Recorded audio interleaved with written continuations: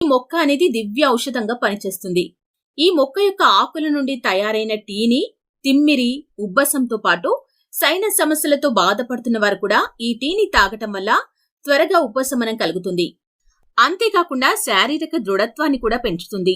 మూత్రాశయాన్ని శుభ్రం చేయటంతో పాటు పేగుల నుండి హానికరమైన వ్యర్థాలను వదిలించుకోవడానికి కూడా ఈ మొక్కను ఉపయోగిస్తారు. అయితే ఏ జబ్బుకు ఈ మొక్కను ఎలా ఉపయోగించాలో తెలుసుకుందాం.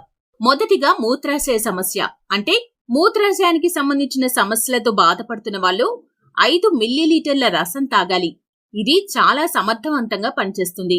బీపీతో బాధపడుతున్నవారు అంటే రక్తపోటుతో బాధపడుతున్నవారు రణపాల మొక్క రసాన్ని 5 నుంచి 10 చుక్కల వరకు తీసుకోవటం వల్ల రక్తపోటు అంటే బీపీ అనేది నియంత్రణలో ఉంటుంది.